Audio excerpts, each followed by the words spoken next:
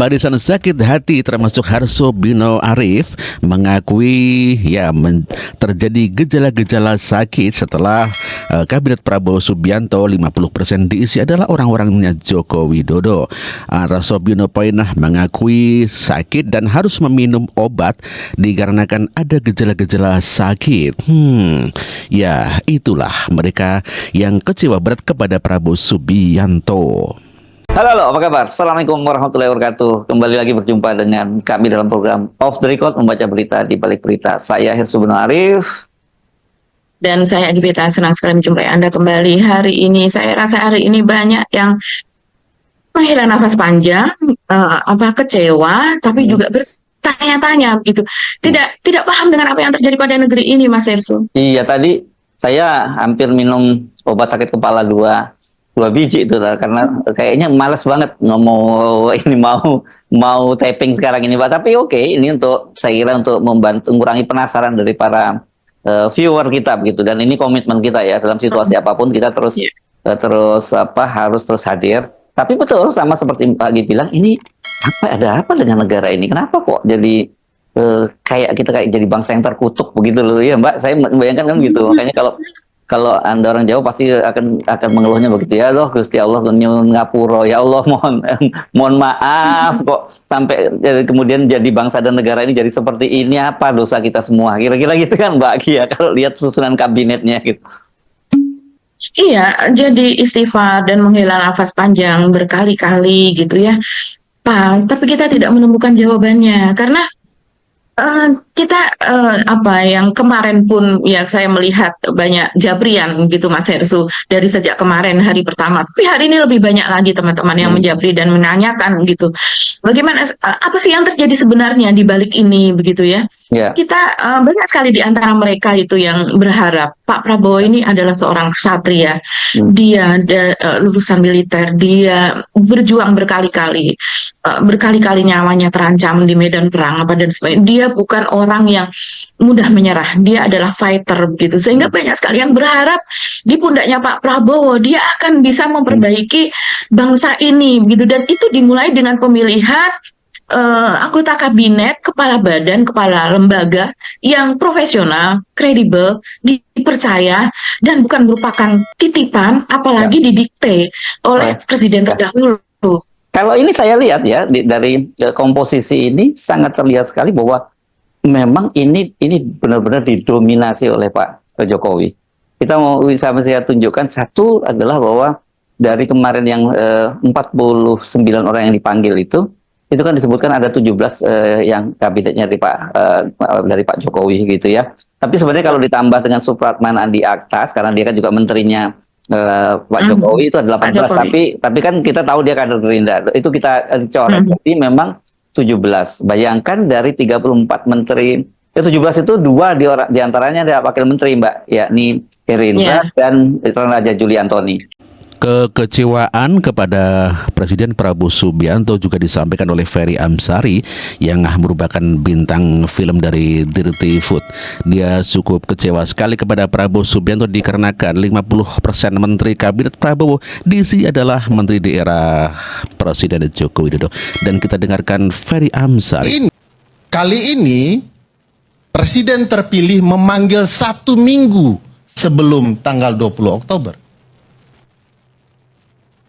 Di 1 minggu ini terjadi gerakan-gerakan politik yang bolehlah kalau dituduh Bang Kodari sebagai asumsi, tapi mari kita lihat apa yang terjadi. Bukankah di 1 minggu menjelang 20 Oktober, presiden yang masih dalam tampuk kekuasaan adalah Presiden Joko Widodo? Uniknya, menjelang panggilan-panggilan terhadap calon menteri itu, pertemuan presiden dan presiden terpilih cukup dilakukan dalam berbagai kegiatan.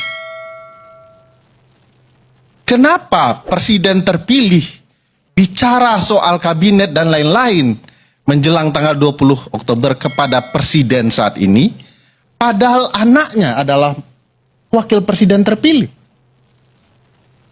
Sementara sang anak jarang sekali diajak ngobrol. padahal pembantunya.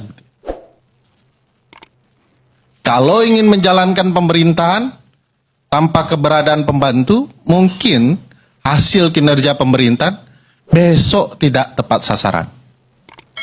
Jadi waktunya agak sama dengan cara Pak SBY di 2004 dan 2009 memanggil calon menteri.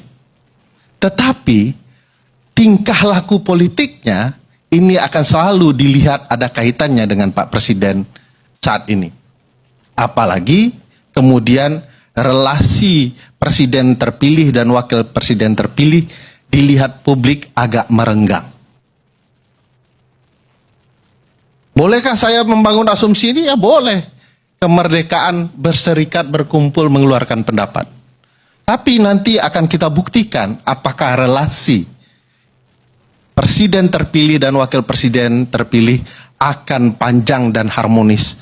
Jangan-jangan kita akan mengulang kisah Bongbong Marcos dan anak Duterte. Agai beradang nih 50% lebih orang Jokowi dimasukin kabinet Prabowo. Ayo biarin aja, masa senengnya Prabowo, mau dititipin Jokowi mau titip 50%, 60%, 70%, 150%, ya bodoh amat, nggak urusan loh. Orang yang mau dijalankan itu memang program-program dari meneruskan program-program Jokowi kok. Emang lo nggak mau ngapa? Emang programnya para pembenci Jokowi, para gerombolan sakit hati mau diterusin lah. Itu baru aneh. Orang kalau dia mau, menterinya mau diboyong semua juga nggak ada masalah, diangkut semua juga nggak apa-apa kok. Orang yang mau diteruskan memang programnya Jokowi. Terus apa masalahnya coba? Walaupun kamu ngusir sama sampai bikin para gerombolan sakit hati pada sampai bikin fitnah, hoak, adu domba pakai fulfafa, apa itu nggak bakal ditanggepin, itu nggak bakal ngepek apa-apa, udah nggak digubris gitu loh. Orang gabres istilah emang Jawa, serang gabres.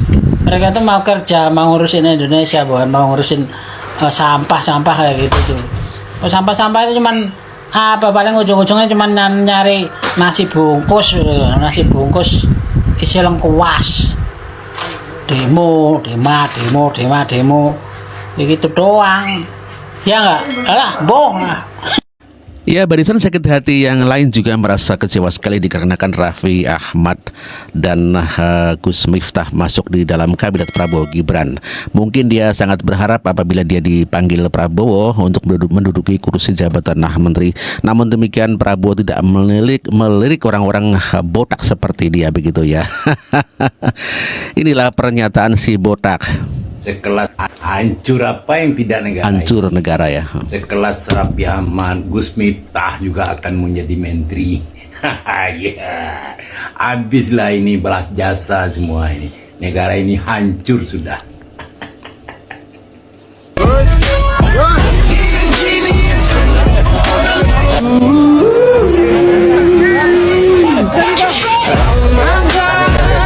Ya, kelihatan Syahril Amiruddin ya adalah merupakan barangkali pendukung Anies Baswedan yang kalah kemarin, dan dia mengatakan hancur sudah negara ini, semua menteri balas jasa bukan profesional ya. Mungkin sangat kecewa sekali karena dia adalah orang profesional tetapi tidak dipanggil atau tidak dilirik oleh Prabowo Subianto. Begitu Mas Bro.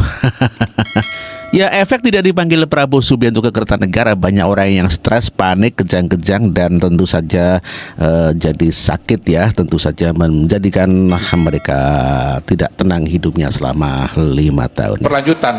Kalau yang jadi presiden Anies Baswedan baru aneh tuh.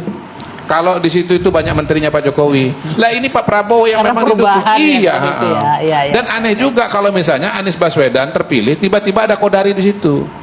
Kalau menang Pak Anies Baswedan, Presiden Indonesia menang pada ini, yang dipanggil ke temu presiden itu Henry Satrio. Tapi kan Pertama tadi beliau sudah mengatakan, Itulah Kodari yang mengatakan bahwa wajar saja 50% barangkali ya orang-orang di Prabowo adalah orang-orangnya Jokowi.